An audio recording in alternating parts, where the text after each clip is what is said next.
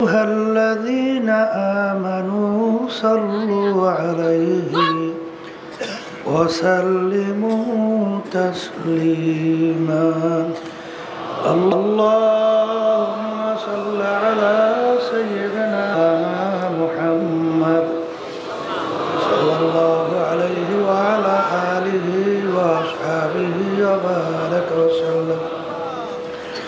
أعوذ بالله من الشيطان الرجيم.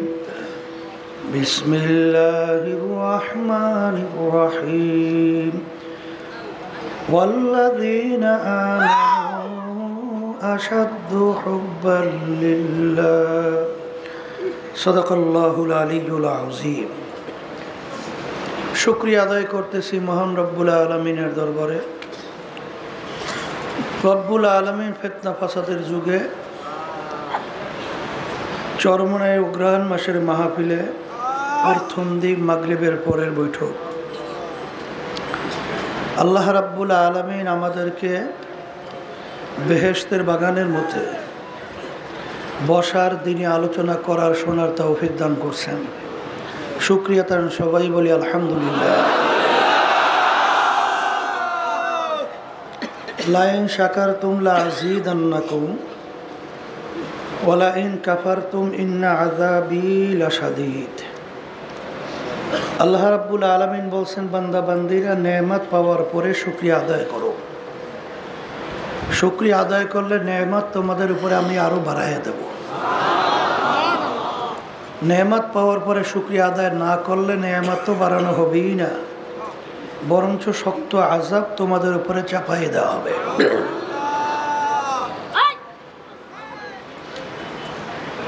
আল্লাহ রাব্বুল আলামিন আমাদেরকে নেক আমল করার তৌফিক দান করছেন, বেহেশতে বাগানের ভিতরে বসার তৌফিক দান করছেন। এই জন্য বেশি বেশি আমরা শুকরিয়া আদায় করব। আল্লাহ নেয়ামত আরো বাড়াইয়া দেবে। সবাই বলি আলহামদুলিল্লাহ। চরমনায়ের মাহফিল, অনেক জায়গায় বলা হয় ওরস, কিন্তু আমরা এখানে ওরস করি না। ওরস কাকে বলে? আনন্দ ফুর্তি। আমরা মাহফিল করি, আর এখানে ফুর্তির জায়গা না, বিশেষ করে কান্দাকাটি বেশি চলে। কথা ঠিক না? যাই হোক, অন্য অন্য তরিকা দরবার এবং চরমনায়ের দরবার অনেকাংশে বিভিন্ন ধরনের ব্যতিক্রম। অন্য অন্য জায়গায় দেখা যায় খাওয়ালার অনেক ব্যবস্থাপনা থাকে, কিন্তু আমাদের এখানে খাওয়ালার ব্যবস্থাও কিন্তু করা যায় না।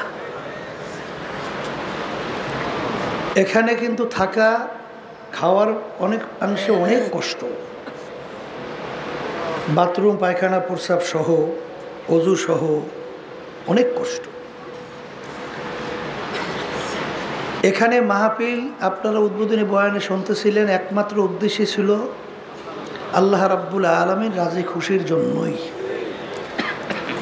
দাদাজান রহমাতুল্লাহি আলাইহি মাহফিল এই নিয়মে পরিচালনা বা প্রতিষ্ঠিত করে গেছেন। আব্বাজান রহমাতুল্লাহি আলাইহি ধারাবাহিকতায় আব্বাজান বলতেন, বাবাজানের নমুনায় ধারাবাহিকতায় চালানোর চেষ্টা করি, বাকি আল্লাহর ইচ্ছা। আমরাও আল্লাহর কুতুবদের সেই নিয়ম অনুযায়ী চালাবার চেষ্টা করি, বাকি আল্লাহর ইচ্ছা। আব্বাজান বলতেন যে দাদাজানের একটা নিয়ম ছিল, প্রথম দিন মাহফিলে মারেফাত সম্পর্কে আলোচনা একটু বেশি করতেন, আর দ্বিতীয় দিন শরিয়াত সম্পর্কে আলোচনা একটু বেশি করতেন, আর তৃতীয় দিন সব বিষয় নিয়ে মাদ্রাসা সহ তরিকা নিয়ে একটু আলোচনা বেশি করতেন।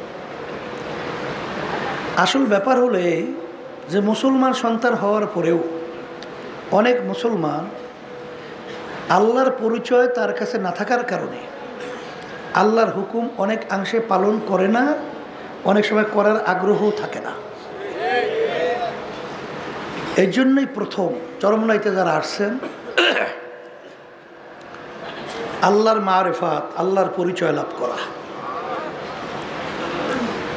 আল্লাহ রাব্বুল আলামিন কে, তার ইবাদত আমরা কেন করব? আল্লাহ রাব্বুল আলামিন আমাদের সৃষ্টিকর্তা। আল্লাহ রাব্বুল আলামিন আমাদেরকে সৃষ্টি করছেন, উদ্দেশ্য হলো ইবাদতের উদ্দেশ্যে। আর ইবাদতের অর্থ আপনারা জানেন, মালিকের হুকুম অনুযায়ী চলা। আর ইবাদতের তাফসিরের ভিতরে লেখছেন আইলিয়া রিফুন, সৃষ্টিকর্তার পরিচয় লাভ করার জন্যই রব্বুল আলামিন আমাদেরকে সৃষ্টি করছেন। আসল ব্যাপার হলো এই, দেখবেন যে সাধারণ একজন মানুষ, তার সঙ্গে আপনার পরিচয় নাই, তার সুবিধা অসুবিধায় ওইভাবে আপনার কষ্টও লাগে না, চোখে পানিও আসে না। যেমন আব্বাজান অনেক সময় উদাহরণ দিয়ে বলতেন, আপনার বিবাহের আগে অনেক মেয়ের ব্যাপারে আপনার প্রস্তাব আসছিল, সব বিবাহের সঙ্গে মেয়ের সাথে বিবাহ বন্ধন হয় নাই। যেই মেয়েদের সাথে বিবাহ বন্ধন হয় নাই, তাদের অসুখ বিসুখ অনেক সময় মারা গেলেও আপনার ওইভাবে কিন্তু আফসোস তৈরি হয় না, চোখেও পানি আসে না। কিন্তু আপনার স্ত্রী অসুস্থ হইলেও কিন্তু আপনি অস্থির হয়ে যান। একই প্রস্তাবের মাধ্যমে কিন্তু বিবাহ হয়েছিল। এর কারণ হলো অন্য অন্য মেয়েদের সঙ্গে আপনার পরিচয় না হওয়ার কারণে মায়াও জমে নাই। আর আপনার স্ত্রীর সঙ্গে আপনার পরিচয় হইতে হইতে মায়া জমছে। এই পরিচয় আবার দুই প্রকার। একটা হলো হালকা পরিচয়, একজনের সঙ্গে রাস্তায় দেখা হইল, সালাম বিনিময় হইল, আবার আপনার থেকে পৃথক হয়ে গেল, বহু বছর পর আবার দেখা হইল। তখন কি বললেন যে আপনার সঙ্গে তো অমুক সময় দেখা হয়েছিল। আর একটা হইল পরিচয় হইতে হইতে পরিচয়টা গাঢ় হয়, মজবুত পরিচয় হয়। এই জন্য এই পরিচয়ের ব্যাপারে দেখবেন আল্লাহ রাব্বুল আলামিনের পরিচয়, এর তবকা তিনটে। একটা ইলমুল ইয়াকিন, আর একটা আইনুল ইয়াকিন, আর একটা হকুল ইয়াকিন। ইলমুল ইয়াকিন শুইনা বিশ্বাস। যেমন আপনি শুনছেন বাঘ বড় ভয়াবহ, শোনার পরে বাঘের ব্যাপারে আপনার একটা ভয় জমছে।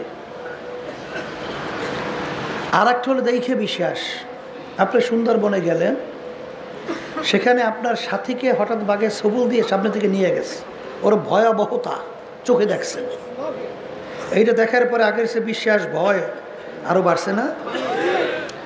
এরপরে আপনি একদিন জঙ্গলের আপনাকেই ধরেন আক্রমণ করে একটা হাত ছেড়ে নিয়ে গেছে, কোনো কায়দে আপনি সুইটে বাইসে আছে, এটা ভুক্তভোগী হয়ে বিশ্বাসী।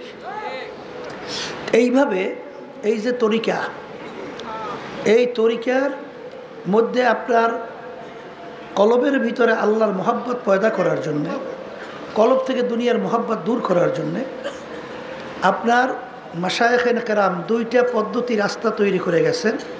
এর ভিতরে একটা হলো তরিকায় সুলুক, আর একটা তরিকার এশক।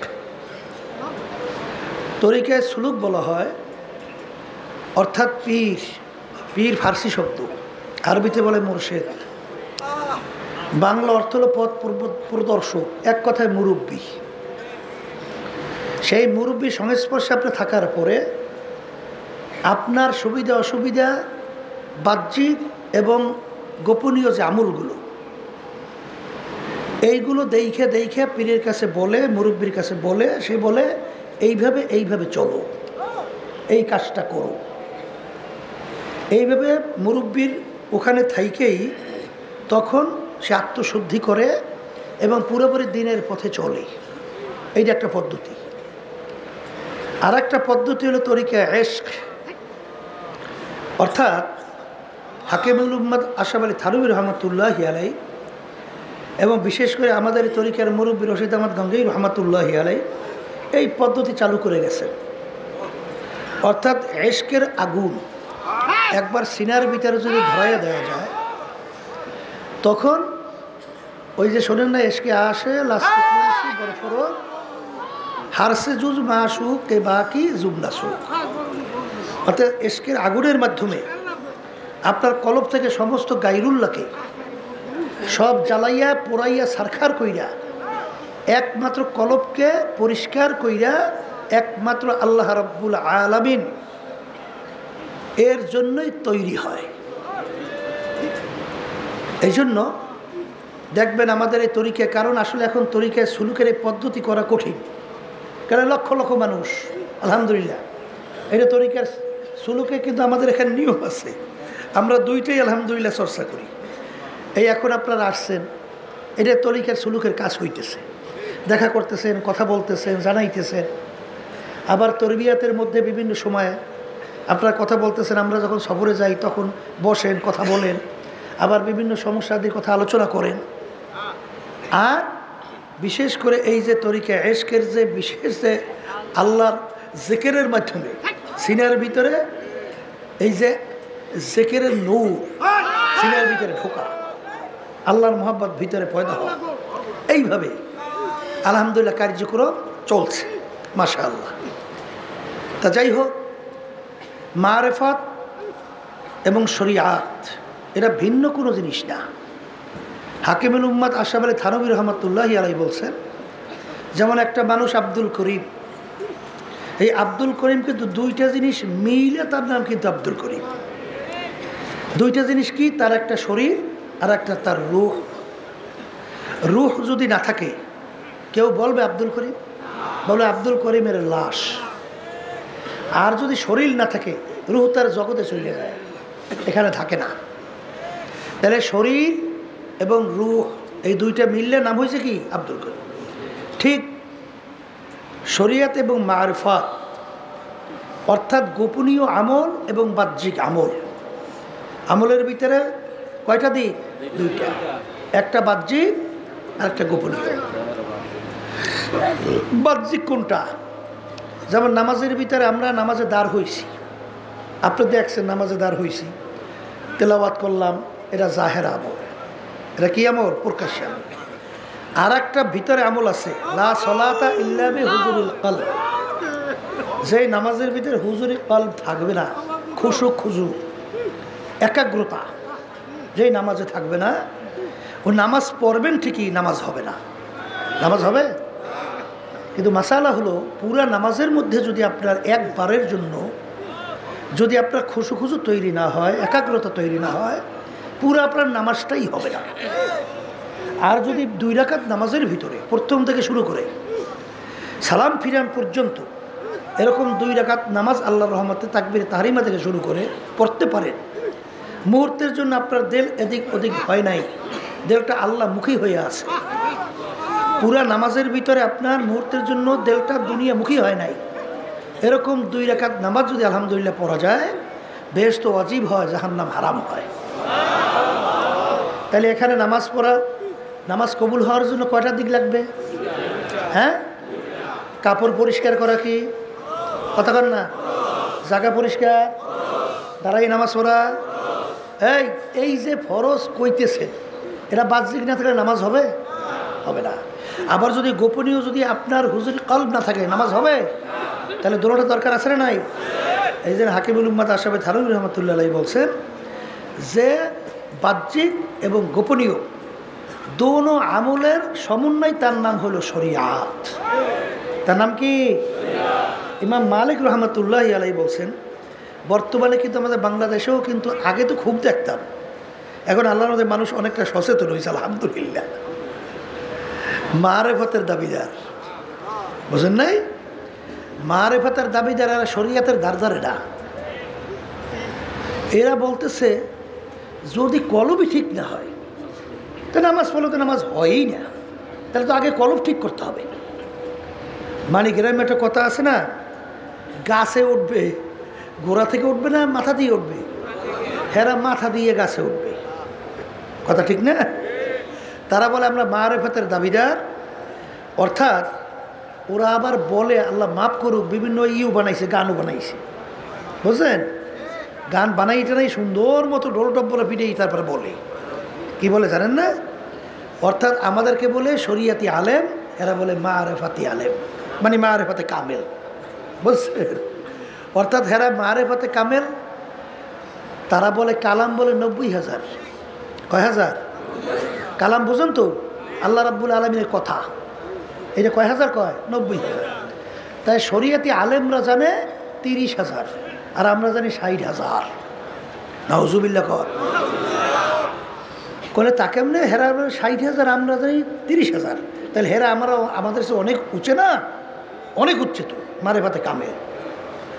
আব্বাজান একটা উদাহরণ দিয়ে বলতেন, ওরে খবিসের দল, ওরে বদমাইশের দল, নামাজ নাই, রোজা নাই, পর্দা নাই, সুন্নাত নাই। ফরজ তো নাই, সুন্নাতে প্রশ্নই নাই। যার ফরজ থাকে না, আর সুন্নাতের কোনো গুরুত্ব আছে নাই। ওদের নামাজও নাই, রোজাও নাই, পর্দাও নাই, আল্লাহর হুকুম ফরজ তাও কিচ্ছু নাই। এরা বলে মারেফাতে কামেল। ওদিকে কোরআনুল কারীমে যদি বলেন যে সূরা ফাতিহা তেলাওয়াত করো, তো দেখবেন সূরা ফাতিহা তেলাওয়াত করো তো দূরের কথা, মুখ ভাঙে যাওয়ার উপক্রম। সহিভাবে তেলাওয়াত হয়? তাই তোমার নামাজই তো হয় না মেয়া, তারপর মাসালা তো তোমার কিছু জানেই না। তা এরা বলে মারেফাতে কামেল, সব হলো ধোকাবাজি। সব কি ধোকাবাজি? আসলে শরিয়াত বলা হয় বাহ্যিক এবং গোপনীয় আমল সমন্বয়, তার নাম কি শরিয়াত। এই জন্য মালিক রহমাতুল্লাহ আলাইহি বলছেন, যারা মারেফাতের দাবিদার ওগুলা কাফের, ফাকাত তাজান্দাকা, কাফের। আর যারা নাকি শরিয়ত দাবি কইরা মারেফাত মানে না, মানে মারেফাতে গুরুত্ব দেয় না, ফাসেক। তারা কি ফাসেক। ওমান জামা বাইনাহুমা ফাকাত তাহাক্কাকা, দুইটাকে যারা একত্রিত করবে তারা হইল কামেল, তারা হইল মুহাক্কিক, কামিয়াব। তাহলে শরিয়তও লাগবে, মারেফাত। শরিয়ত বলতে বাহ্যিক আমল, এইটা হলে মহাবারায় বা ওলামায়ে কেরাম সুফিয়ানি কেরামদের একটা মানে চর্চার নাম রাখছে, শরিয়তে আমল রাখছে বাহ্যিক। আর মারেফাতের ব্যাপারে বলতে হয় কি, ওই যে সুফিবাদ বলে না, সুফিবাদ, যারা মারেফাতের গোপনীয় আমলগুলো যারা চর্চা করত, ওই তাদেরকে সুফ থেকে আসছে, তাসাউফ মানে পশমের কম্বল পরিধান করতেন, এই থেকেই আসছে সুফিবাদের যে এলেম, এটাকে মারেফাত বলে। আসলে দুটো জিনিস মিললে তার নাম কি শরিয়াত। কথা ঠিক না বে ঠিক? এই জন্য আমার ভাইদেরকে বলবো, পর্দারে মা বোন যারা শুনতেছেন, আল্লাহর মারেফাত আর দুনিয়ার মারেফাত। যারা নাকি টাকার পরিচয় পাইছে, রাত্র দিন ঘুম নাই, টাকা কামাই করার জন্য পাগল। যারা ক্ষমতার পরিচয় পাইছে, ক্ষমতায় যাওয়ার জন্যে পাগল। মেম্বারের পরিচয়, মেম্বার হওয়ার জন্য পাগল। পীরের পরিচয় পাইছে, পীর হওয়ার যে কত শখ, পাগল। মুফতির পরিচয় পাইছে, মুফতি হওয়ার জন্য পাগল। ওই ইফতার বা কোনো সার্টিফিকেট পায় নাই, লকব লাগাই রাখছে মুফতি, তাহলে মুফতি হওয়ার জন্য পাগল হয়েছে না? কি কথা ঠিক না বে ঠিক? এরপরে বিভিন্ন বিভিন্ন কায়দায় ওইটা হওয়ার জন্য পাগল, কারণ ওইটার পরিচয় পাইছে। ওটা কি পাইছে? পরিচয়। তাই যেই আল্লাহর বান্দাবান্দি আল্লাহর পরিচয় পাইছে, সেই আল্লাহর বান্দাবান্দি আল্লাহকে পাওয়ার জন্য পাগল হয়েছে। কথা ঠিক কিনা? শোনেন, এই যে মানুষ মানুষকে মহব্বত করে, কয়েকটা গুণ কথাগুলো কারণের। একটা কারণ হলো যে ছেলে সন্তানকে বাপ মা মহব্বত করে, সেইটা কিন্তু একটা তবিয়তগত স্বভাবগত মহব্বত। আর একটা হইল নেতাদেরকে মহব্বত করে, বা অন্য কোনো ভালো ব্যবহারকারী মানুষদেরকে মহব্বত করে, অথবা অন্য কাউকে মহব্বত করে তার কিছু গুণের কারণে। গুণ কি? তার ব্যবহার ভালো, সে আপনার বিপদে আপদে পাশে থাকে, আপনাকে সহযোগিতা করে, আপনার বিপদে দৌড়েই আসে, আপনার সুবিধা অসুবিধায় সে সহযোগিতা করে। এই গুণের কারণে তার জন্য কি হয়? সে মায়া জমে, তার জন্য সে পাগল হয়। বন্ধু বন্ধুর জন্য পাগল হয়, বন্ধু তার বিভিন্ন সুবিধা অসুবিধায় তার সহযোগিতা করে, তাকে বিভিন্ন সমস্যা দিতে জানের চেয়েও বেশি মহব্বত করে, এই জন্য সে পাগল হয়। কথা ঠিক না বে ঠিক? আবার সৌন্দর্যের কারণে পাগল হয়, ঠিক না? এই বিভিন্ন বিভিন্ন কায়দায় পাগল হয়। কিন্তু যত দিক থেকে আপনি আলোচনা করলেন, সর্বদিক থেকে আল্লাহ রাব্বুল আলামিনের গুণ সর্বদিক থেকে বড়। যারা বলেন কথা ঠিক না বে ঠিক? আল্লাহ রাব্বুল আলামিনের মায়া সব দিক থেকে বড় না? বড় না? বড় না? তাইলে দেখেন, যেই বন্দাবান্দি মাওলার গুণের পরিচয়ের মাধ্যমে আল্লাহর মারেফত হাসিল করে, এইটাকে বলা হয় মারেফত। কথা ঠিক কিনা? আল্লাহ রাব্বুল আলামিন সবচেয়ে বড়, ক্ষমতার দিক থেকে বড়, শক্তির দিক থেকে বড়, এই আযাব ও গজবের দিক থেকে বড়, আবার রহমতের দিক থেকে বড়, সর্বদিক থেকে বড়। কথা ঠিক কিনা? আর দুনিয়ায় যাদের পিছনে আমরা পড়ছি, এইটা হলে এসকে মাজাজি বলা হয়, অর্থাৎ ক্ষণস্থায়ী।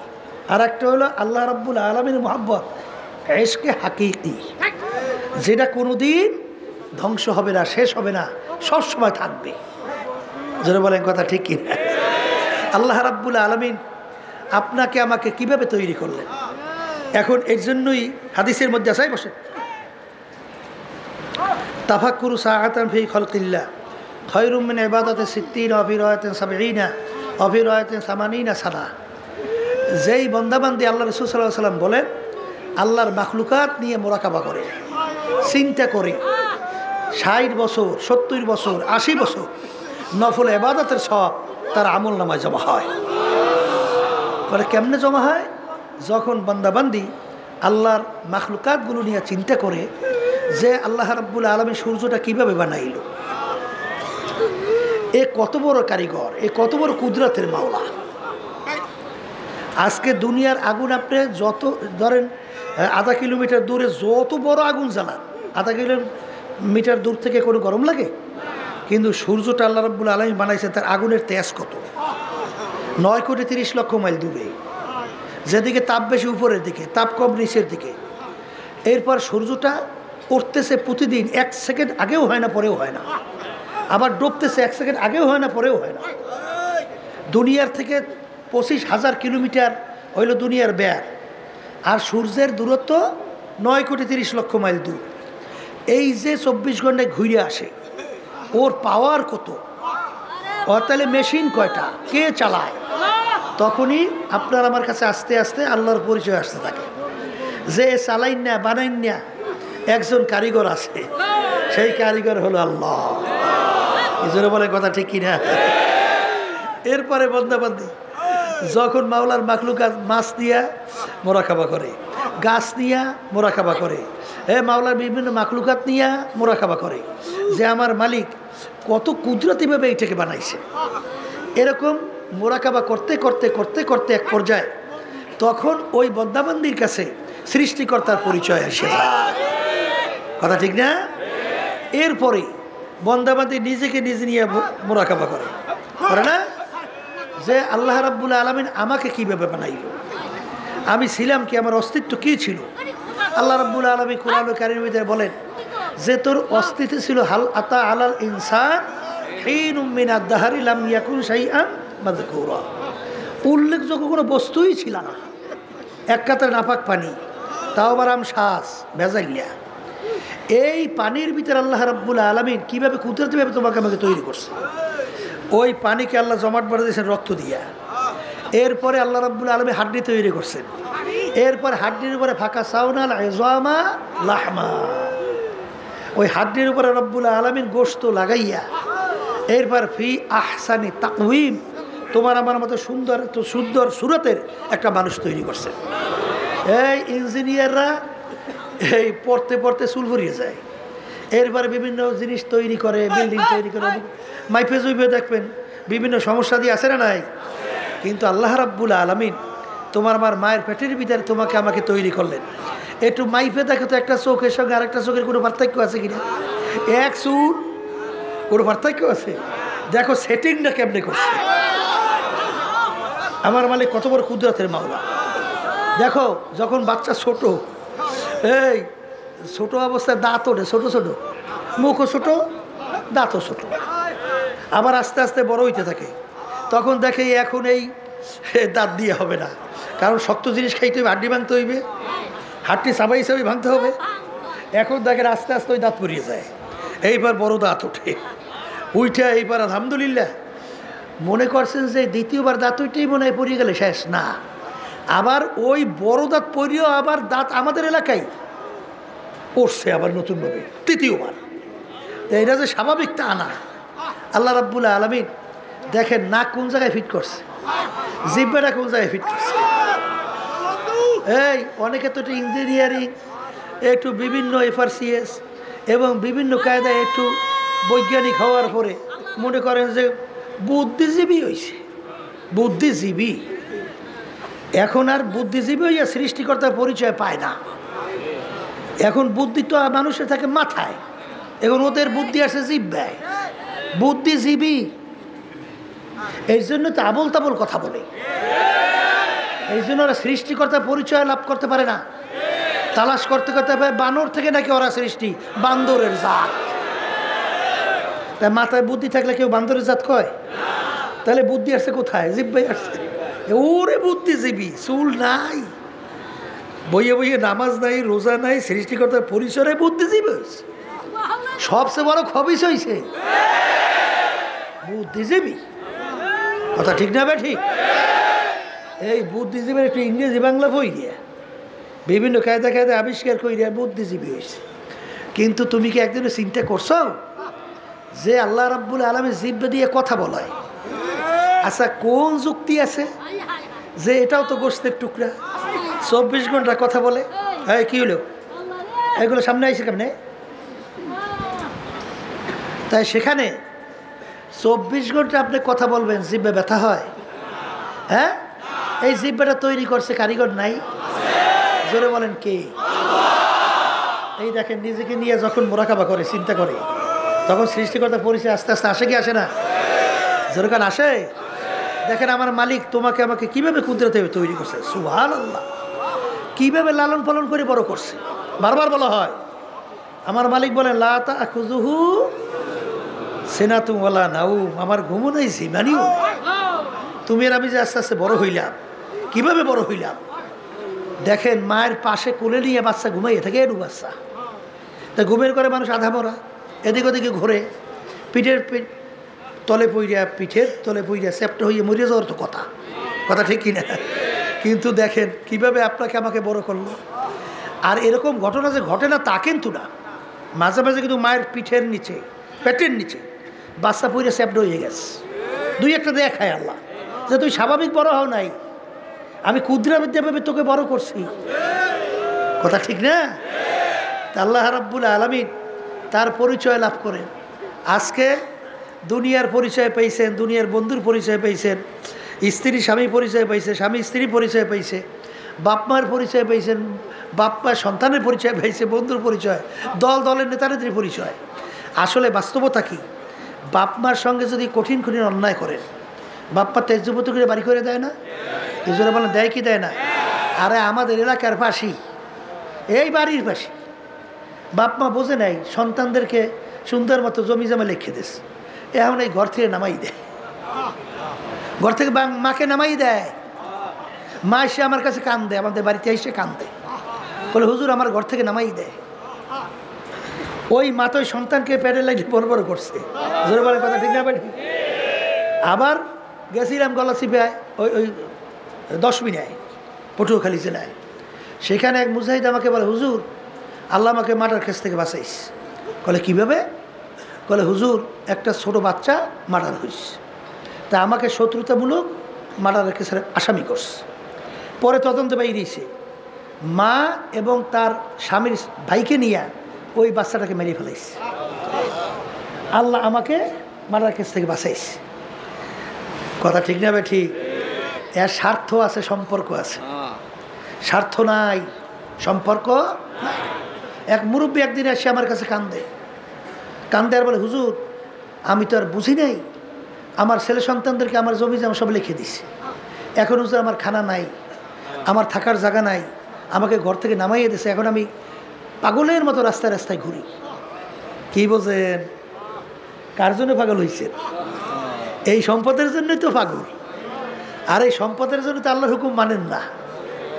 এই সন্তানের জন্যই তো, এই স্ত্রীর জন্যই তো, এই আত্মীয় স্বজনের জন্যই তো, এই দলের নেতা নেত্রীর জন্যই তো আল্লাহর হুকুম মানেন না। কথা ঠিক কিনা? কিন্তু দলীয় নেতা নেত্রীর অবস্থান কি বাংলাদেশে দেখেন নাই? বহুত দলীয় লোক তাদের স্বার্থের কারণে দলের লোকেরা মারিয়ে ফেলাইছে, আছে না নাই? তাহলে এই যে মহব্বত, এই মহব্বতের কোনো কি নাই, আসলে স্থায়িত্ব নাই, স্বার্থের সঙ্গে সম্পৃক্ত। স্বার্থ আছে, সম্পর্ক আছে, স্বার্থ নাই, সম্পর্ক নাই। কিন্তু যেই বন্দাবান্দি আল্লাহর পরিচয় পাইছে, কি পরিচয়? আল্লাহ রাব্বুল আলামিন আমাকে ইচ্ছা করলে আমাকে অন্ধ করে বানাইতে পারতো। জোরে কান পারতো? তাহলে আল্লাহ রাব্বুল আলামিনের আপনার আমার দয়া অন্য অন্য দুনিয়ার চেয়ে কম না বেশি? মুখ খুলে বলেন বেশি না কম? আজকেও অন্ধ এসে আমার সঙ্গে দেখা করলো, মুজাহিদ চরমনের পুরান, বলে হুজুর এক অন্ধ আসছে দেখা করবে। আহারে সে আইসা আমাকে হাত দিয়ে বলে হুজুর কেমন আছে? আমি জিজ্ঞাসা করি আপনি কেমন আছেন? ওদিকে তো তার চক্ষু নাই। এই নেয়ামত যার নাই সে বোঝে যে এই নেয়ামতের কত মূল্য। এই চক্ষু নেয়ামত, এইটা নিয়ে একটু আপনি মোনাকাবা করেন। তা আল্লাহ রাব্বুল আলামিন আপনাকে আমাকে এই চক্ষু নেয়ামত দান করছেন, এই দয়া কার? এই গুণ কার? তা আল্লাহ রাব্বুল আলামিন আপনাকে আমাকে দেখার শক্তি দান করছেন, নেয়ামত চক্ষু। এই বোবা এসে আমাদের সঙ্গে দেখা করে আউ আউ করে চিল্লায়, ওর বুকে কত জ্বালা প্রকাশ করতে পারে? আপনাকে আমাকে কথা বলার আল্লাহ তৌফিক দান করছেন, আল্লামাহুল বায়ান। আল্লাহ রাব্বুল আলামিন আপনাকে কথা বলার শক্তি দান করছেন। বোবা ওর জিব্বাও ঠিক আছে, কিন্তু ও তো কথা বলতে পারে না। এই আমাদের এলাকায় ভালো মানুষ, হঠাৎ কথা বের হয় না। এবার আব্বাজান রহমতুল্লাহর কাছে নিয়ে আসছিল, আমার এখনও মনে আছে। এরপরে আব্বাজান রহমতুল্লাহ দোয়া করছেন, কিছুদিন পরে আবার কথা বলা শুরু করছে। কি হইল? কথার বন্ধ হইল কোথার থেকে? গেল কই? মনে করছেন এর স্বাভাবিক, আমার মালিকের কুদরতে কথা বলায়। কথা ঠিক না? ঠিক। আল্লাহ রাব্বুল আলামিন আপনাকে আমাকে কথা বলার শক্তি দান করছেন। এই নেয়ামত কার? আল্লাহু আকবার। এই কত সন্তান আমাদের কাছে নিয়ে আসে, হুজুর প্রতিবন্ধী, আরে বাপের চোখ দিয়ে পানি পড়তে আসে, ভালো মন্দ বোঝে না, হুজুর ওর জন্য একটু দোয়া করেন। আপনাকে আমাকে আল্লাহ রাব্বুল আলামিন এই ব্রেন দান করছেন। এই নেয়ামতের শুকরিয়া আদায় করলে নেয়ামতের শুকরিয়া শেষ হয়? কি কথা কর না, শেষ হয়? তাহলে এই ব্রেন নেয়ামত দান করছে কে? এই নেয়ামত ব্রেন পাইয়া সৃষ্টিকর্তার পরিচয় পাও না, পাইছো বান্দরের জাত। হ্যাঁ, বর্তমানে বাংলাদেশের মধ্যে দেখেন ইসলাম মুসলমানদের বিরুদ্ধে ওলামায়ে কেরামদের কত ষড়যন্ত্র। কথা ঠিক না? এরা হলো পশুর জাত হইতে চায়। ওরা সৃষ্টিকর্তার পরিচয় যদি পাইতো তাইলে সৃষ্টিকর্তা তার রাজি খুশির জন্য পাগল হইতো। এরা বলেন কথা ঠিক না? আল্লাহ রাব্বুল আলামিন আমাদেরকে বানাইছেন, এরপরে আল্লাহ রাব্বুল আলামিন দেখেন আমাদেরকে মুসলমানের ঘরে বানাইছে। কত বড় নেয়ামত! শুকরিয়া আদায় করলে শেষ হয়? এই জন্য তো শুকরিয়া আদায় করতে যে আল্লাহর বন্দারা বলতেন, আদমিয়া দাদাইবা জব মুসলমা করো দাই, আয় খোদা করবা সাওয়া এহসা বর এহসা করো দাই। হে আমার মালিক, আপনার কাছে আমরা কেউ দরখাস্ত করি নাই, আপনি দয়াময় করিয়া বিনা দরখাস্তে আমার রূহকে মুসলমানের ঘরে আপনি দান করছেন। এই যে দয়া, এই যে আপনার মায়া, এই যে নেয়ামত, কিয়ামত পর্যন্ত শুকরিয়া আদায় করলে শেষ হইতে পারে না। তা আমরা এখন মুসলমানের ঘরে জন্মগ্রহণ করছি। জন্মগ্রহণ করার পরে এখন রব্বুল আলামিন আমাদেরকে সৃষ্টি করছেন। এখন আমার মালিক কিতে খুশি কিতে বেজার, এইটা আপনার আমার জানা লাগবে। মালিককে খুশি করে কবরে যাওয়া লাগবে। জোরে বলেন কথা ঠিক কিনা? আজকে বন্ধুর যদি আপনি কোনো উপকার করেন, বন্ধু আপনার জন্য পাগল হয়। কথা ঠিক কিনা? এরপরে আজকে বাপ মা যদি সন্তান বাপ মাকে ডাক দেয় আব্বা বইলা, আব্বা খুশি হয়, হয় না? মাকে যদি মাকে ডাক দেয় মা খুশি হয়। যদি আজকে স্ত্রীকে ডাক দেয় স্ত্রী খুশি হয়, স্বামীকে ডাক দিলে স্বামী খুশি হয়। এইভাবে দলের নেতা নেত্রীকে ডাক দিলে খুশি হয়। তা আল্লাহ রাব্বুল আলামিন তো বলেন, হে বান্দাবান্দি, যেই জবান আমি তোকে দান করছিলাম, জবান দিয়ে যদি তুই আমাকে ডাক দাও আমিও খুশি হই। কি জোরে বলে কথা ঠিক কিনা? কিন্তু এক শ্রেণীর মানুষ, এরা কিন্তু নেমো খারাপ। আল্লাহ বলছেন, ইন্নাল ইনসানা লিরাব্বিহি লাকানুত। এক শ্রেণী মানুষ বড় নেমো খারাপ। নেমো খারাম কাকে বলে? আপনি একজন মেহমানকে তাকে বড় আদর যত্ন কইরা খাওয়াইলেন, যত আপনার সাধ্য অনুযায়ী চেষ্টা করলেন, খাওয়ার পরে তো ও আবার প্লেট ভাঙিয়ে আবার সব কিছু ঠুক ফালাইয়া চলে গেল, এইটাকে বলা হয় নেমো খারাম।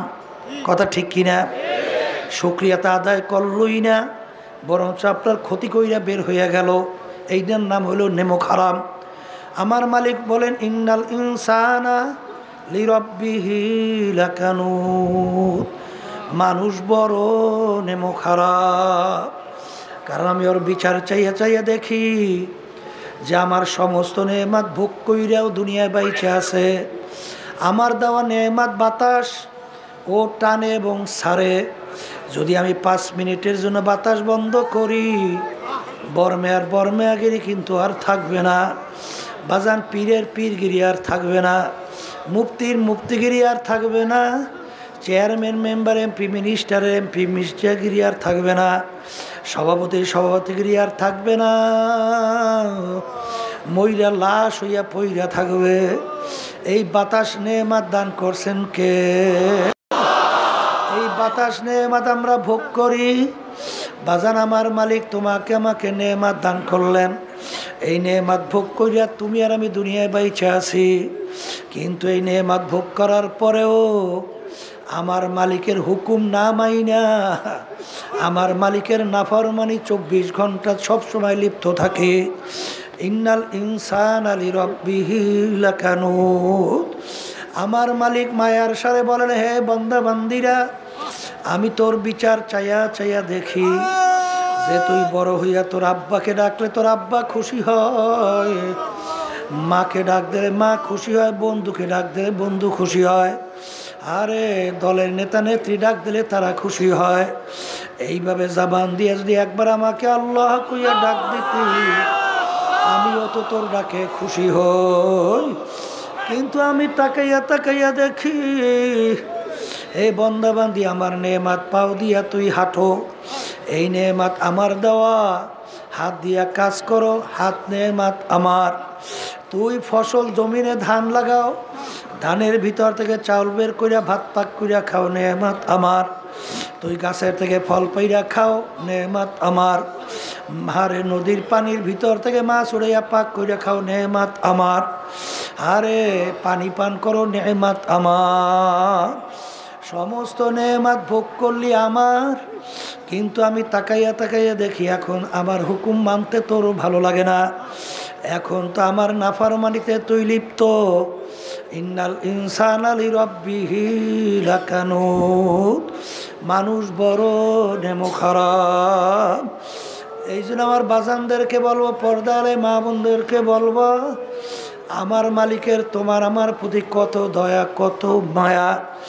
আজকে দুনিয়ার ভিতরে শুনলাম বাপ মার সঙ্গে কঠিন অন্যায় করলে লাথি মেরা ঘর থেকে বের করে দেয়, তেজ পুত্র কইরা ঘর থেকে বের করে দেয়। বাজান বন্ধুর স্বার্থ নষ্ট, বন্ধুত্ব নষ্ট হয়ে যায়।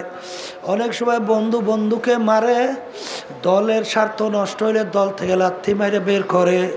কিন্তু আমার মালিকের নাফরমানি করলাম, আমার মালিক তোমাকে আমাকে তার জমিন থেকে ভাগাইয়াও দেয় নাই। আমার মালিক তোমাকে আমাকে তার নেয়ামত থেকে বঞ্চিত করে নাই। বরঞ্চ আমার মালিক বলেন, বান্দা বান্দি আয় কুল ইয়া ইবাদিয়াল্লাযীনা আসরাফু আলা আনফুসিহিম লা তাকনাতু মির রাহমাতিল্লাহ। হে আমার বান্দা বান্দিরা, আমার রহমত থেকে নৈরাশ হইস না। আমার দরবার বঞ্চিতের দরবার না, আমার দরবার থেকে বঞ্চিত হওয়া মনে কোনো সময় করিস না। কারণ তুই যদি পাহাড় পরিমাণও গুনাহ করো, তুই যদি ভূত পূজার মতো শিরকেও গুনাহ করো, আর তুই দিলটাকে ভাইঙ্গা খালেস তওবা কইরা 2 চোখের পানি চাইরা আমার দরবারে তুই যখন মাপ চাবি, আমি তোর মাপ চাইতে দেরি সঙ্গে সঙ্গে তোর জীবনের সব গুনাহ আমি মাপ কইরা দেব। আমার মালিক বলে, হে বান্দা বান্দিরা, এক শ্রেণীর মানুষ বড় নেমো খারাপ। ও তো চিন্তাও কইরা দেখে নাই যে আমি যে দুনিয়ার ভিতরে এই সুস্থ অবস্থায় চলি, ব্রেন কে দান করলো? এক শ্রেণী আমার বাজানরা বেরেন আল্লাহ ভালো দান করছে। আজকে শাইখুল হাদিস হইয়া মাওলার নেয়ামতের কথা ভুইলা গেল। আরে তোমার মতো আর একজন মানুষ আমার মালিক তাকে এত সুন্দর জাহিন দান করে নাই। তোমাকে মালিক এত সুন্দর জাহিন দান করলো, এত সুন্দর ব্রেন দান করলো। এই শুকরিয়া তো আমার মালিক তোমার থেকে পাওয়ার দাবিদার। কিন্তু শুকরিয়া আদায় না কইরা বরঞ্চ আরো তাকাব্বুরি, আমি তখন গলাটা টান হয়। কিন্তু যারা নাকি মোমেন তারা শুকরিয়া নেয়ামত আদায় করে আর বলে, মালিক তুমি ইচ্ছা করলে তো আমাকে নাফরমান বানাইতে পারতা, ইচ্ছা করলে তুমি তো আমাকে গবেটো বানাইতে পারতা, আমার ব্রেন খারাপ হতো দিতে পারত। এইটা তো দুনিয়ার কারো কোনো হাতও নাই, শক্তিও নাই, তুমি আমাকে এই ব্রেন ভালো দান করছ। মালিক তোমার নেয়ামতে শুকরিয়া আদায় করি, আলহামদুলিল্লাহ। তখন আমার মালিক খুশি হইয়া যায়। এ দুনিয়াদার পাগল আমার বাবারা, এ পর্দার মা বোনেরা, দুনিয়া সম্পর্কে জানো, দুনিয়ার মহাব্বতের ব্যাপারে চিন্তা করো। বাজার ওই বড় ডাকাতি করার পরে সংসার পরিচালনা করে। একজন ডাকাতকে বলে, ভাই তুমি তো ডাকাতি করো তোমার সংসার বিবি বাচ্চার জন্যে, তুমি একদিন নিরিবিলি বাচ্চাদেরকে জিজ্ঞাসা কইরো, তোমার স্ত্রীকে জিজ্ঞাসা কইরা, তুমি যেরকম ডাকাতি কইরা মাল আসবাব আইনা তুমি সংসার পরিচালনা করো, এই জন্য যে জাহান্নাম গুনাহ এইটার ভাগিদার তারা হবে কিনা। তখন ডাকাত জিজ্ঞাসা করে, বিবি আমি তো ডাকাতি করি, আমার জন্য তো জাহান্নাম নির্ধারিত হইয়া আছে, আমার তো গুনার পর গুনাহ, এই গুনার অংশীদার তোমরা হবা কিনা, ভাগিদার তোমরা হবা কিনা। তখন স্ত্রী বলে, আপনি আমার স্বামী, আপনার দায়িত্ব আমাদের সংসার পরিচালনা করা, কিভাবে আপনি কামাই করছেন ও দায়িত্ব আপনার, ওই গুনার ভাগে আমি নিতে পারবো না। সন্তানদেরকে যখন জিজ্ঞাসা করলো, আব্বা আমরা আপনার সন্তান, আমাদেরকে লালন পালন ভরণ পোষণের দায়িত্ব আপনার, আপনি কিভাবে কামাই করছেন এর দায়িত্ব আপনার, ওই দায়ী আমরা নিতে পারবো না। তখন ওই ডাকাত মাওলার দরবারে কান্দার বারে, মালিক আমি তো বুঝি নাই আসলে আমি কার জন্য ডাকাতি কইরা সম্পদ গুছাইলাম, আমি কার জন্য ঘুষ খাইলাম, আমি কার জন্য সুদ খাইলাম, আমি কার জন্য পরের মাল নষ্ট কইরা কষ্ট দিয়া মাইরা ধোকাবাজি কইরা এই সম্পদ কাদের জন্য আমি করলাম। কই এরা তো আমার এই শাস্তির ভাগিদার হইতে চায় না, এরা তো আমার গুনার অংশীদার হইতে চায় না, এরা তো আমার জাহান্নামের ভাগিদার অংশীদার হইতে চায় না। হে আমার মালিক, আসলে মালিক আমি তো একটা নেমো খারাপ, মালিক আমি তওবা করলাম, তুমি দয়া মায়া করে আমাকে মাফ কইরা দাও। এ দুনিয়াদার পাগল আমার বাবারা, আজকে দুনিয়ার পাগল হইয়া আমার মালিককে ভুললাম, কিন্তু বাজার আমার মালিকের মহব্বত তোমার আমার প্রতি কত। আরে মাঝে মাঝে একটু নিরিবিলি চিন্তা করে, একটু মুরাকাবা করো, দেখবা আমার মালিকের দয়া মায়া তোমার আমার উপরে কত। বাজার হাদিসের ভিতরে ঘটনা আসছে, বাজার ওই বন্দা বুড়া বয়সে রওনা করলো, কবরের কথা মনে করলো, মৌতের কথা মনে পড়লো যে আমি মরার পরে আমার কবরে কি অবস্থা হবে, আরে জাহান্নামে কি অবস্থা আমার হবে।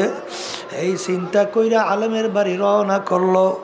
পথের মধ্যে তার হায়াত শেষ, সে পথের ভিতরে যখন মারা গেল, জাহান্নামের ফেরেশতা আসলো তার রূহকে জাহান্নামে নেওয়ার জন্যে, বেহেশতের ফেরেশতাও আসছে তার রূহকে বেহেশতে নেওয়ার জন্যে। জাহান্নামের ফেরেশতা বলে, বন্দা তো এখনো তওবা করতে পারে নাই, রূহ আমরা পাবো। আর বেহেশতের ফেরেশতা বলে, বান্দা তো তওবা করার জন্য রওনা করছে, হায়াত শেষ, বান্দার কি দোষ, সে তোর তওবার জন্য রওনা করছে, রূহ আমরা পাবো। আল্লাহ রাব্বুল আলামিন বলে, ফেরেশতারা জমিন মাপো, দেখো বান্দা যেখানে মারা গেল সেখান থেকে আলেমের বাড়ি দূরে না তার বাড়ি দূরে। যদি আলেমের বাড়ি দূরে হয় রূহ নিয়ে যাবে জাহান্নামের ফেরেশতা, আর যদি আলেমের বাড়ি কাছে হয় তার বাড়ি দূরে হয় রূহ নিয়ে যাবে বেহেশতের ফেরেশতা। বান্দা যেখানে মারা গেল সেখানে থেকে আলেমের বাড়ি ছিল দূরে আর তার বাড়ি ছিল কাছে। আমার মালিক জমিনকে বলে, জমিন আমার বান্দার জন্য আলেমের বাড়ি কাছে। ওই আল্লাহ, আমার মাওলা কত দয়ার মাওলা, আমার মালিক কত মায়ার মালিক। আর কার প্রেমে পড়ছ, কার জন্য জীবন শেষ করতেছ।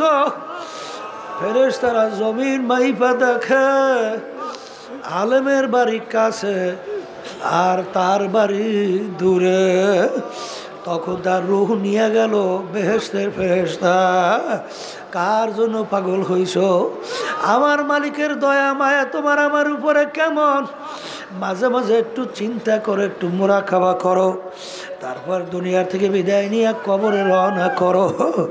যাদের জন্য আজকে পাগল হইলা, যাদের মায়ার কারণে আজকে দল ছাড়তে পারো না, যাদের মায়ার কারণে আমার মালিকের হুকুম মানতে পারো না, কিন্তু বাজান ভালো করে মনে রাখো, আমার মালিক বলেন আল্লাযী ইউওয়াসউইসু ফী সুদুরিন নাস মিনাল জিন্নাতি ওয়ান নাস। শয়তান কিন্তু মালিকের দরবারে কসম কাইটে আসছে, মালিক যেই বনি আদমের উসিলা চিরতরে জাহান্নামের হুকুম তুমি দিলা, আমি তোমার ইজ্জতে জালালের কসম খাইয়া বলছি ওকে আমি জাহান্নামে না নিয়ে ছাড়ব না। আর বাজান, আর মানুষ শয়তান যে তোমাকে আমাকে গুনার ব্যাপারে উদ্বুদ্ধ করে, সে যে হোক সেই হলো মানুষ শয়তান। সে তোমার স্ত্রী হইতে পারে, সে তোমার স্বামী হইতে পারে। ওই এক মহিলা বলতেছে যে আমার স্বামী আমাকে ঠিক মতো নামাজ পড়তে দেয় না, আমি দিনের পথে চলি পছন্দ করে না। ওটা যদিও নাকি স্বামী, আসলে মানুষ শয়তান। আবার অনেক স্বামীরা বলে হুজুর আমার বিবিকে এমনভাবে বুঝাই, কিন্তু সে মনে নামাজ পছন্দই করে না, সে মাটি আল্লাহর হুকুম নবীর তরিকা অনুযায়ী চলতেই চায় না। যদিও নাকি তোমার স্ত্রীও মানুষ শয়তান, কিন্তু বাজান ভালো কইরা মনকে বুঝাও, আল্লাযীনা আমানু আশাদ্দু হুব্বান লিল্লাহ। যারা মুমিন তারা সব জিনিসের চেয়ে আমার মালিক বলেন আমাকে বেশি মহাব্বত করে। এই জন্য আমার বাজানদেরকে বলো আমিনু কামা আমানান নাস। ইমান আনো, সাহাবায়ে কেরাম যেভাবে ইমান আনছিল তাদের ইতিহাস পড়লে দেখবেন তারা কিভাবে আমার মালিকের পরিচয় পাইছিল, তারা আল্লাহর হাবিবের কথা কিভাবে মানত, তারা কিভাবে ইমান আনছিল। ওই ছেলের কথাও শুনছেন আবু বকর সিদ্দিক রাদিয়াল্লাহু তাআলা আনহু যুদ্ধের ময়দানের ব্যাপারে যখন বলছিলেন, বাবা তোমাকে যদি ওই সময় আমি সামনে পেতাম তখন তোমাকে আমি কতল করতাম, কারণ তখন তুমি আমার আল্লাহর শত্রু, তুমি আমার রসুলের শত্রু, তুমি ইসলামের শত্রু, আমারও শত্রু। এক শ্রেণী আমার বাজানরা চরমোনায় আসার পরেও আমাদেরকে বলে হুজুর আমার ভাই ওই মানব রচিত কুফরি তন্ত্রমন্ত্র বাস্তবায়নের জন্যে সে দাঁড় হয়েছে, হুজুর কী করবো, ভাই হিসেবে তো যাওয়া লাগে না। বাজান আমার ভাই তো আমার কবরে যাবে না, আমার মালিক ওই দিকে হাঁটলে কি খুশি না বেজার? যেই কাজে আমার মালিক বেজার ওই কাজের কাছেও যাওয়া যাবে না। এই জন্য আমার বাজানদেরকে বলবো, যেই বন্দাবান্দি আমার মালিকের পরিচয় লাভ করতে পারছে, আমার মাওলার দয়ার দিক থেকে দুনিয়ার কোনো দয়ার মিল হয় না, আমার মালিকের মায়ার দিক থেকে দুনিয়ার কোনো মায়ারও মিল হয় না। বরঞ্চ আমার মালিক বাজান সবসময় তোমাকে আমাকে বলে বন্দাবান্দি এখনো ফিরে আয়, যত গুনাহ করছো ভুলো চোখে ফইরা নৈরাশার দরবার না, তুই যখন আবার দিলটাকে ভাঙ্গা তওবা করবি সঙ্গে সঙ্গে জীবনের সব গুণ আমি মাফ কইরা দেব। মুসা আলাইহিস সালাতু ওয়াস সালামের জামানায় অনাবৃষ্টির কারণে কষ্ট হইতেছিল, নবী দোয়া করে মালিক অনাবৃষ্টির কারণে ফসল হয় না, মানুষ কষ্ট পাইতে আছে, মালিক দয়া মায়া করে আপনি বৃষ্টি দেন। তখন আল্লাহ রাব্বুল আলামিন জানাইলেন, হে মুসা তোমার মজলিসের ভিতরে এমন এক গুনাহগার আছে, ওই গুনাহগারের কারণে আমি বৃষ্টি দেব না, ওই গুনাহগার এখান থেকে না যাওয়া পর্যন্ত দোয়া কবুল করব না। নবী বলতেছেন আমাদের মজলিসে কে এরকম গুনাহগার, এখান থেকে ওঠো। আমার মালিক বলছেন এমন গুনাহগার এখানে আছে যার কারণে মালিক আমাদের দোয়া কবুল করবে না। এখন ওই ব্যক্তি তো বলছে আমার সে বড় গুনাহগার আর কেউ নাই, তখন সে যদি উঠা যায় তখন মানুষ জানবে বড় গুনাহগার। আরে যদি আবার কান্দে প্রকাশ্যে তাও তো বুঝবে মানুষ এই বড় গুনাহগার। তখন সে দিলে দিলে এমনভাবে কান্দে, হে আমার দয়ার মালিক, তুমি তো জানো সেই গুনাহগার আমি। এ আমার মালিক, এখন যদি আমি উঠা যাই মানুষ জানবে আমার চেয়ে বড় পাপিষ্ট আর কেউ নাই। আমি সমাজে চলতে পারবো না, মানুষের সামনে মুখও দেখাইতে পারবো না। এ আমার মালিক, তোমার কাছে আমি খালেস তওবা করলাম, মালিক আমি আর গুনাহ করব না। বান্দা এমন ভাবে মাওলার দরবারে দিলটাকে ভাইগা কান্দে, আমার মাওলা তার তওবা কবুল কইরা ফেলছে। আল্লাহ রাব্বুল আলামিন বৃষ্টি নাজিল করলেন। তখন মুসা আলাইহিস সালাম বলে, মালিক কই আমার মজলিস থেকে তো কেউই ওঠে নাই। মালিক আপনি তো বললেন গুনাহগার না ওঠা পর্যন্ত আপনি বৃষ্টি দেবেন না, কিন্তু মালিক কেউ তো উঠলো না, তা বৃষ্টি তো শুরু হয়ে গেল।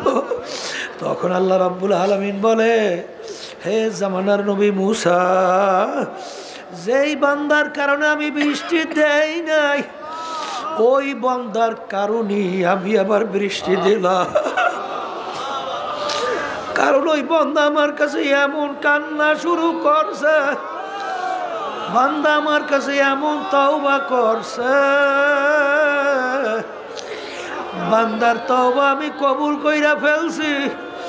বন্যা বান্দার কান্না আমি সহ্য করতে পারি নাই, এই জন্য ওই বান্দার কারণে আমি আর বেশি নাজিল করলাম। কেমন দয়ার মাওলা, কেমন দয়ার মাওলা।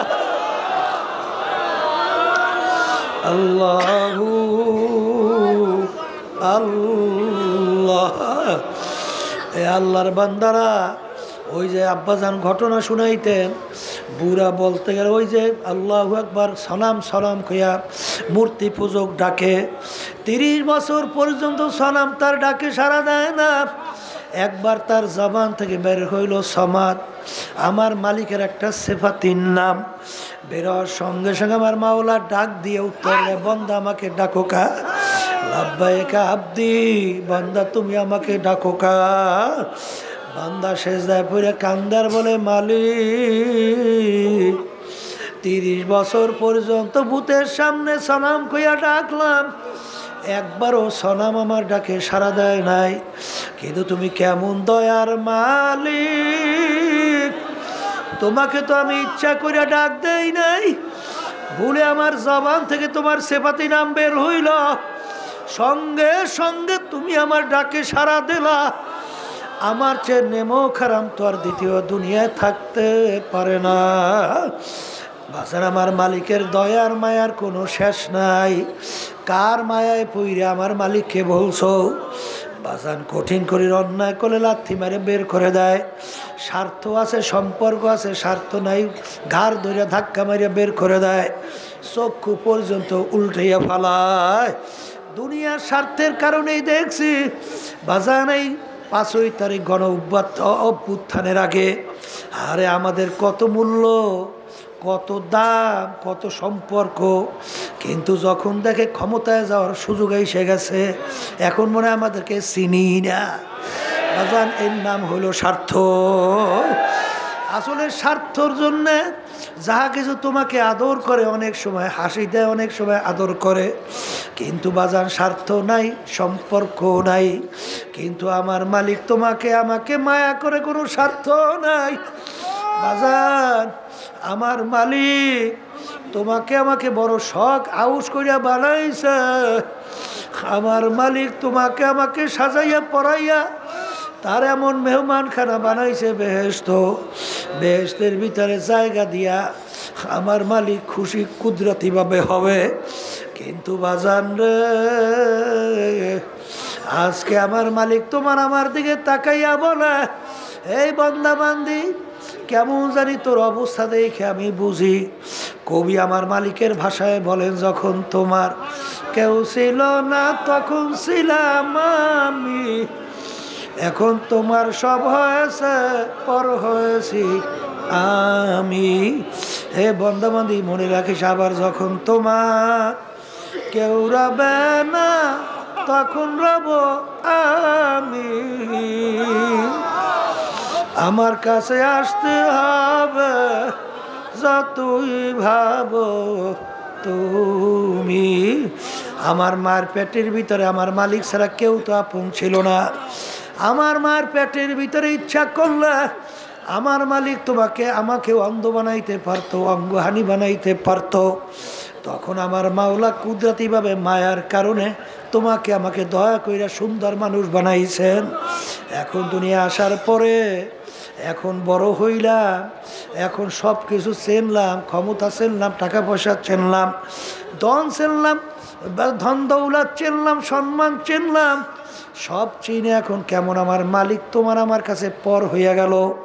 কিন্তু বাবা মনে রাখো, যেদিন চিরতরে চক্ষু বন্ধ, সাদা তিন কাপড় দিয়ে যখন প্যাঁচ দিয়া ফালাইয়া দেবে, যখন প্যাঁচ দিয়া ফালাইয়া প্যাকেট কইরা রাখবে, মাথায় মাজায় পায়ের ভিতরে বান দিয়া প্যাকেট কইরা রাখবে, যখন নিয়ে কাঁধের ভিতরে উঠাইয়া কবরের ভিতরে রাখবে, যখন তোমার ডান পাশে বাম পাশে উপরে নিচে মাটি দেবে, এখন তো আর কেউ নাই। এখন দিক বিদিক হারাইয়া আমার মালিককে ডাকবে, কিন্তু তখন আমার মালিক বলবে, ওরে নেমো খারামের দলেরা, দুনিয়ায় স্বাধীনতা পাইয়া যেরকম তুই আমাকে ভুলছিলি, এইভাবে আমি তোকে ভুইলা গেলাম। শত শত বছর এখন ডাকবি, একবারও আর তোর ডাকে সাড়া দিব না। বন্দাবান্দি আমার মালিকের যখন মাখলুকাত নিয়ে মোরাকাবা করে, মোরাকাবা করতে করতে করতে করতে তখন ওই বন্দাবান্দি আমার মালিকের সঙ্গে একটা সম্পর্ক তৈরি হয়। মালিকের দয়ার সম্পর্ক, তার গুণের সম্পর্ক, বাজার তার আযাব গজবের ভয়ের সম্পর্ক তৈরি হইতে হইতে যখন বন্দাবান্দি বৈশা আমার মালিকের জিকির করে, তখন আমার মালিক বলেন, হাদিসে কুদসির ভিতরে আসছেন, আনা জালি সুম্মান যাকারনি, বন্দাবান্দি তুই যখন বৈশা আমাকে স্মরণ করো, জিকির করো, তখন কুদরতিভাবে আমি তোর সঙ্গে বৈশা যাই। বন্দাবান্দি আমার মালিকের সঙ্গে কুদরতিভাবে মালিক বসে, বসতে বসতে বসতে বসতে তখন বন্দাবান্দির ভিতরে আমার মালিকের একটা মায়া মোহাব্বত জমতে থাকে। মায়া মোহাব্বত জমতে জমতে এক পর্যায়ে যখন ওই বন্দাবান্দি গাছের পাতার দিকে তাকায়, তখন দেখে আল্লাহকে। সমুদ্রের ভিতরে তাকায় দেখে আল্লাহকে, আসমানের দিকে তাকায় দেখে আল্লাহকে, যেখানে তাকায় সেখানে দেখে আল্লাহকে। ফুলের ঘেরান নাই, দেখে মালিকের ঘেরান পাওয়া যায়। এই ক্ষেত্রে বাজান এই রাস্তায় চলতে চলতে তখন ওই রাস্তার পথিক ছাড়া বোঝা যাবে না। এই তরিকার ভিতরে এই আমাদের প্রথম নম্বর ঔষধ হলো সকাল সন্ধ্যা আল্লাহর জিকির। এই জিকির করতে করতে এক পর্যায়ে বন্দাবান্দির সঙ্গে আমার মালিকের সঙ্গে আস্তে আস্তে মোহাব্বত গোপনে সম্পর্ক তৈরি হইতে থাকে। সম্পর্ক তৈরি হইতে হইতে তখন ওই বন্দাবান্দি এক পর্যায়ে বলে, আমার মালিক তুমি দয়া মায়া করে এখন আমার কলবের দিকে তাকাইয়া দেখো, এখন আমার কলবের ভিতরে গায়রুল্লাহ বলতে কিছু নাই, এখন দয়া মায়া করে তুমি একটু আমার কলবের মধ্যে আসো। হার তামান্না দিল সে রুখসাত হো গাই, আব তো আজা আব তো খেলওয়াত আ গাই। হে আমার মালিক, আমার দিল একেবারে খালি, তুমি একটু দয়া মায়া করে এখন আমার কলবের মধ্যে আসো। বাজারে এটা কিন্তু বুঝবার জিনিস, এটা কিন্তু বুঝাবার জিনিস না। আশেকদের চোখের নজর ভিন্ন। আশেকরা যখন গাছের পাতার দিকে তাকায় তখন তারা বলে, বর্গে দাঁড়া তা সবজে ধর নজরে হুশিয়ার। हर वराक़ दफ्तुरिस मारिफत कर देगा। এ আমার মালিক, আমি গাছের পাতার দিকে চাইলে গাছের পাতা তো দেখি না, আমি দেখি তোমাকে। বাজান চক্ষু ভিন্ন কেমনে হয়? বাজান দুনিয়ার মধ্যে দেখো বন্ধু বন্ধুকে মোহাব্বত করে, দেখবা বন্ধু যখন বন্ধুর দিকে তাকায় তখন তার চোখে তার সে সুন্দর আর কাউকে দেখা যায় না। বাজান দুনিয়া প্রেমিক প্রেমিকার দিকে যখন তাকায় দেখবেন তার চেয়ে সুন্দর তার চোখে আর কাউকে দেখা যায় না। আসলে আমরা যখন তাকাই আমাদের চোখে তো ভালো দেখা যায় না, ঠিক বাজার?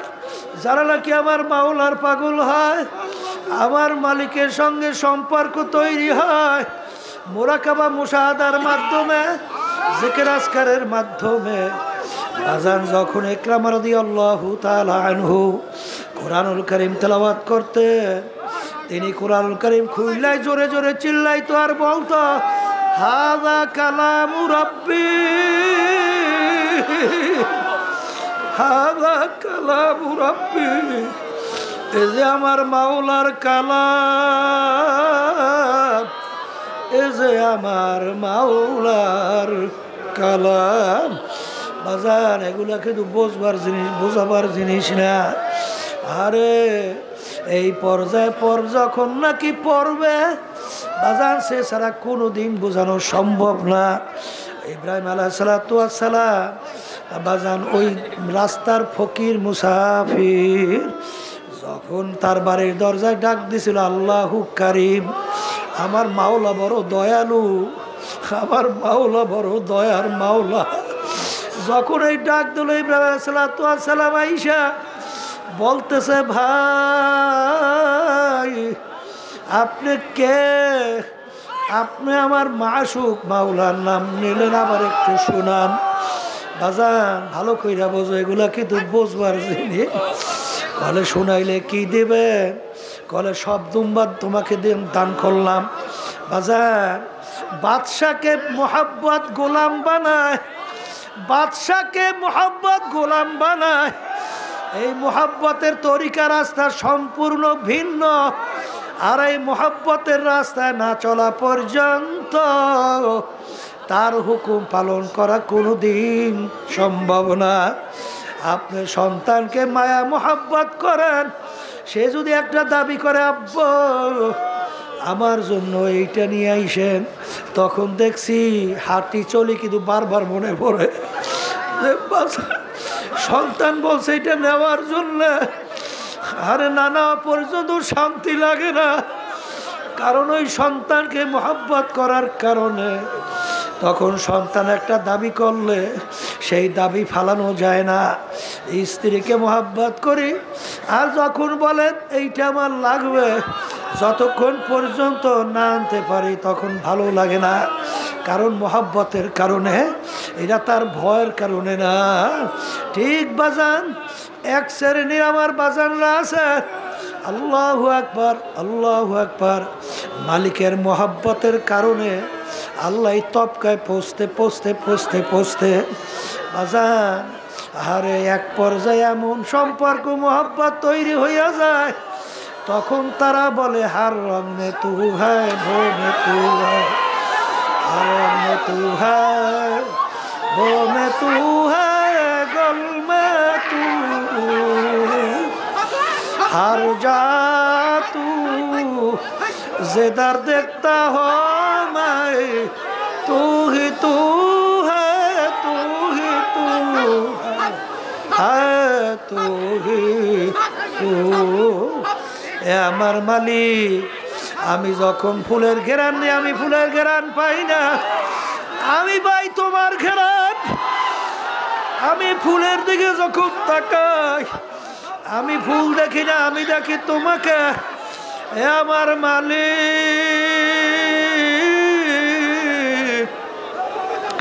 সিদার দেখতা হয়, তু হি তু হ্যায়, তু হি তু है तू ही तू। এই জন্য আমার বাজানদেরকে বলবো এই রাস্তায় চলাফেরা কোনোদিন বোঝানো সম্ভব না।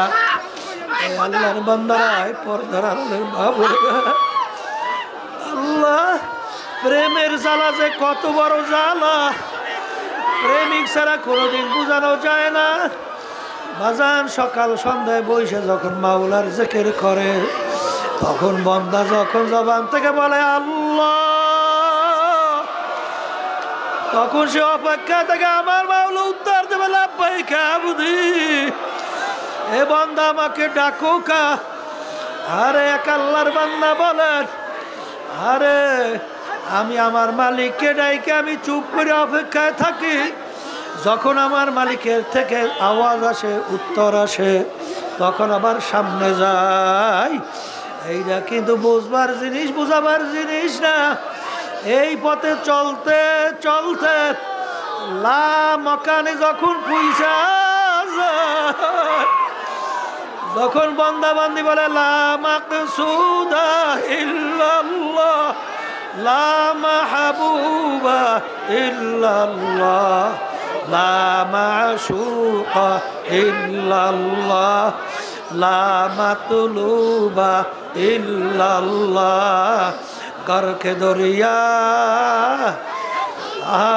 घर के दरिया बुझे बाजाज दरिया ना दी, घर के दरिया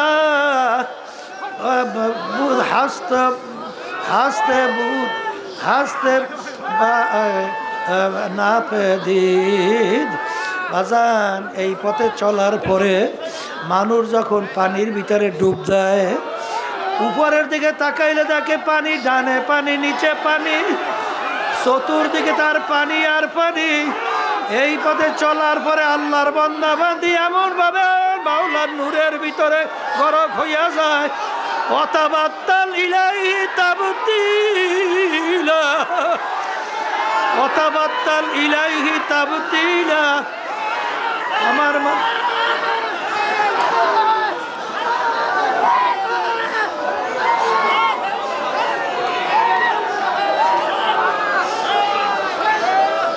আল্লাহু আল্লাহ যালিকা ফাদলুল্লাহি মান ইয়াশা।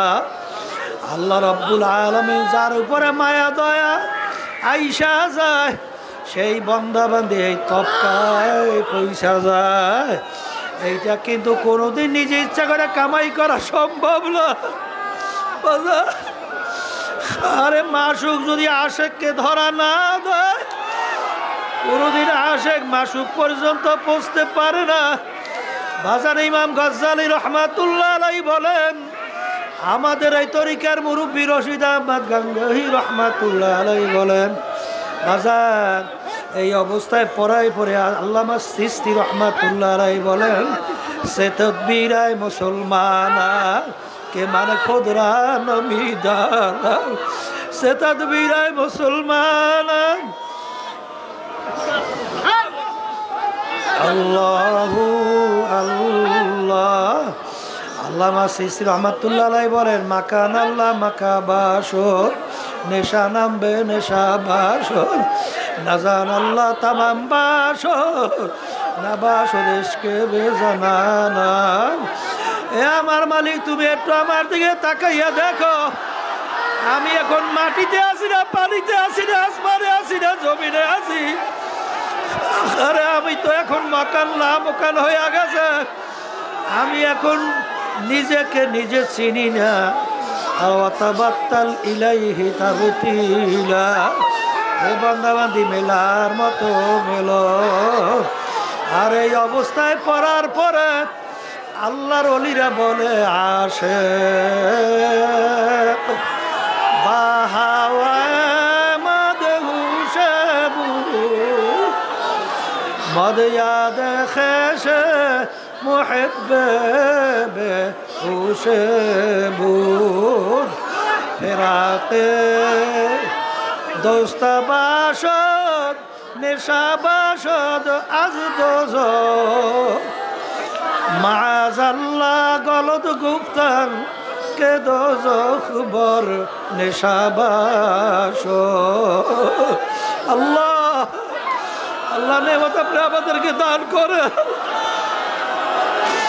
ইবতিদায়ে इश्क है रोता है क्या, आगे आगे चल के देखो होता है क्या। बाजार अल्लाह अकबर। जहन्नम जन्नत दो ज़ोक से या रब क्या करो, आरज़ू है मैं तुझसे দেখা করে। এ আমার মালিক, জাহান্নাম দোজখ দিয়ে আমি কি করব, বেহেশত দিয়া কি করব? আমি চাই তোমার সঙ্গে একটু দেখা করতে। এ আল্লাহর বান্দারা, পর্দা আলে মা বোনেরা, আরে এই পথে চলার পরে এক আল্লাহর ওলি বলতেছেন, তীরে ফের কাছে দেও গমজাদা ইতনা চুর হ্যায়, रोकना है के गोया खाना है जान। পাই নাই, সাফা মারোয়ায় দৌড়াইছি তোমাকে পাই নাই, মিনা মুজদালিফায় গেলাম তোমাকে পাই নাই, আরাফাত ময়দানে তোমাকে পাই নাই। এখন তোমাকে একটু দেখতে চাই, আমাকে একটু দেখা দাও। আল্লাহ সাতারাও না রব্বাকুম কামা তারাউনাল কমারা লাইলাতুল বদর। বাজান পূর্ণিমার চন্দ্র আকাশে উঠলে যেরকম দেখতে ভিড়াভিড়ি লাগে না, এরকম আমার মাওলা বান্দাবান্দির সঙ্গে হাজির হয়ে যাবে। বান্দাবান্দি আমার মালিককে দেখবে, সিজদায় পড়ে মালিকের শুকরিয়া আদায় করবে। আল্লাহু আল্লাহ। আরে বান্দাবাদে সিজদায় পড়ে কাঁদবে, মাওলার শুকরিয়া আদায় করবে। আমার মালিককে বেশি বেশি ডাকো, আর খেয়াল সহকারে মাওলার জিকির করো। দেখবা আল্লাহর ফজল ও করমে যখন আমার মাওলাকে ডাকার মতো ডাকতে পারবা, আল্লাহ রাব্বুল আলামিন তোমাকে আমাকে কুদরতি ভাবে তার কুদরতি কোলে জায়গা দান করবেন। তাই না তার কুদরতি কোলে জায়গা দেবেন। আর আমার মালিক তোমাকে আমাকে শয়তানও হাতে সুপর্দ করবে না। আমার মালিক তোমাকে আমাকে জাহান্নামেও ফালাবে না। আমার মালিক তার কুদরতি জায়গা কোলে না জায়গা না দিয়া পারবে না। এখন খেয়াল সহকারে চক্ষু বন্ধ করে মাওলার জিকির করো। যখন লাভ বইলা মাথা ডান দিকে ঘুরাবা, খেয়াল করো নাই নাই নাই, সব ফালাও। পীরগিরি দিয়ে কি হবে? এই মুক্তিগিরি দিয়ে কি হবে? এই সৌন্দর্য দিয়ে কি হবে? যখন মাটির নিচে যাবা পোকায় কামড়াবে, পয়সা গন্ধ বাইরাবে, এই সৌন্দর্যের গরম সার। আরে যেদিন চক্ষু চিরতরে বন্ধ, তখন তোমার এই সৌন্দর্য পয়সা ফুইলা ফাইটা গন্ধ হবে। আর এই সৌন্দর্য কোনো মূল্য নাই। আরে পেটে কবরেও আমার মালাও মাওলা, কিয়ামতের ময়দানেও আমার মাওলা, আরে হাসরে মিজানে আমার মাওলা। আমার মাওলার পরিচয় নিয়ে মাওলাকে রাজি খুশি কইরা, আমার মায়া মাওলার গজব, মাওলার আজাব কত বড় কঠিন, কত বড় গোসা। আমার মালিক কিয়ামতের ময়দানে যখন কাহারিয়াত সিফাত নিয়া, যখন মালিক বলবেন লিমানিল মুলকুল ইয়াউম লিল্লাহিল ওয়াহিদিল কাহ্হার। এ নাফরমানের দলেরা, এ নেমুখামার দলেরা, আমার সমস্ত নেয়ামত ভোগ কইরা যেরকম দুনিয়া আমাকে ভুইলা গেছিলি, আজকে এই দিনের রাজা বাদশাহ আমি, পারলে আমার জমিন থেকে ভাইগা যা। তখন কি অবস্থা হবে? নবীরা পর্যন্ত